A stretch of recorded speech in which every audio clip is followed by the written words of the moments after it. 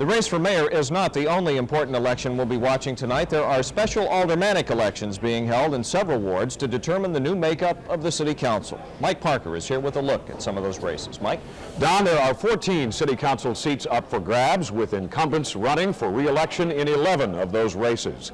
On the south side, in the second ward, Alderman William Barnett, who supported Jane Byrne in the primary, is up against Bobby Rush, a former Black Panther Party official. Washington has endorsed Rush. Incumbent Timothy Evans is up for re-election in the fourth ward. It is a race between independents. Evans is opposed by Tony Reed Preckwinkle.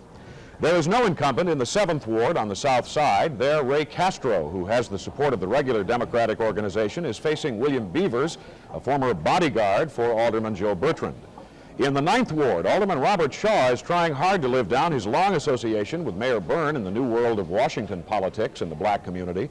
Insurance man Perry Hutchinson has run a strong anti-Shaw campaign. Two Epton Democrats are fighting it out in the 12th ward on the southwest side, Alderman Al Majersic and Ward Committeeman Ted Swinarski. In the mostly black 15th ward, two white candidates are on the ballot because of a splintered black vote in the primary. There it is Alderman Frank Brady versus challenger Michael Hogan. There is a black write-in candidate, Alfonso Smith. Former Alderman Anna Langford wants to return to the city council. She is challenging incumbent Eloise Barden in the 16th ward. Langford has the endorsement of Harold Washington. In the West Side 27th, Matty Coleman, the hand-picked candidate of sewer boss and ward committeeman Ed Quigley, is running against the Washington-backed campaign of Wallace Davis. Next door, in the 28th, Ed Smith, who's also backed by Washington, has put up a strong campaign against Alderman William Carruthers. Carruthers, you'll recall, was indicted last week on extortion charges. In the 34th Ward, City Council Finance Committee Chairman Wilson Frost, a 16-year council veteran, is facing a fight for his political life. Tommy Savage, the son of Congressman Gus Savage, wants Frost's seat. On the northwest side, a 26-year-old school teacher, Joseph Kotlars, is challenging a fixture in local politics, 35th Ward Alderman and Ward Committeeman John Marson. Just to the north of the 35th, in the 40th Ward, Attorney Patrick O'Connor has challenged incumbent Ivan Rittenberg with a strong campaign. Rittenberg is an Epton supporter. O'Connor is neutral. In the 45th Ward, two Epton backers are squaring off, former state lawmaker and alderman Richard Cluess versus police officer Gerald McLaughlin. And finally, in the Lakefront 46th, two community activists, both claiming to be independents, are facing each other, Assistant Corporation Counsel Jerry Orbach and artist Charlotte Neufeld. As the returns come in tonight, we will be keeping an eye on how independents are doing. There's a dozen of them running. Their fortunes will help tell us how well the Democratic organization did today. Also, we will be tracking how Washington-based candidates did in the black community against latecomers to the Washington cause.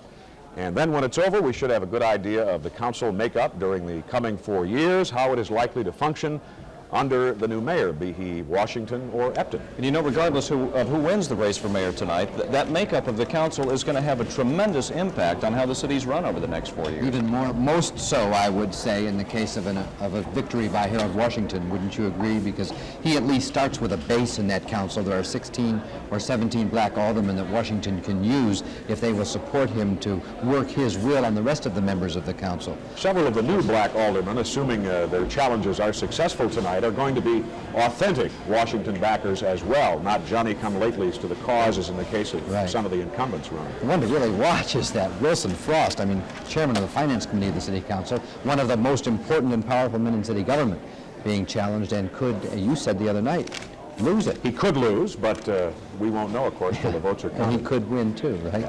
No matter how much people have disagreed, even among us, about who could win and who could not, or may not during this campaign, there's one thing on which almost everybody agrees tonight.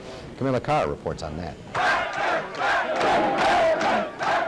For some, it was the best of times.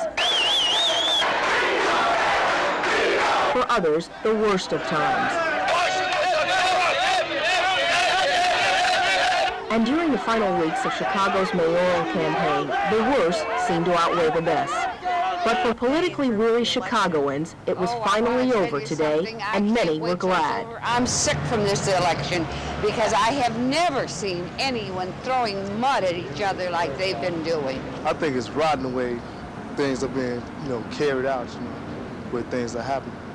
Because this racial discrimination, I don't like that in it, I'm sure the town will calm down and people will be happy with their new mayor, whoever it is. It's no wonder voters were relieved. By all accounts, mayoral candidates Harold Washington and Bernard Epton found themselves embroiled in one of the most vicious and bitter campaigns in Chicago's history. It was a campaign of slurs, accusations, charges, and countercharges. A contest dominated by one issue, race. Even though both candidates said they hoped race would not be a key issue. And today, some Chicagoans wished that things had been different. I'm still not exactly sure who or what the issues that they're supporting. Some of the stances that both Washington and Epton are taking, I'd like to have a more clear idea. Technically, this city's political drama ends tonight at 7 when the polls close. But does it really all end here at the polling places today? Perhaps, as someone suggested, this is just the beginning of the end, a time when Chicago picks up its political pieces and starts to heal itself. And in fact, the two candidates may be taking the first step in that healing process. Harold Washington and Bernard Epton have agreed to meet for breakfast tomorrow morning, no matter who wins, in a show of unity. Camilla Carr, Channel 2 News. And you know, I got some word from City Hall this afternoon that Mayor Byrne may even be planning to participate in that, to make this a unifying attempt from all sides. I don't know if it's for sure. I don't know what the plans are. It certainly yeah, would. it really would.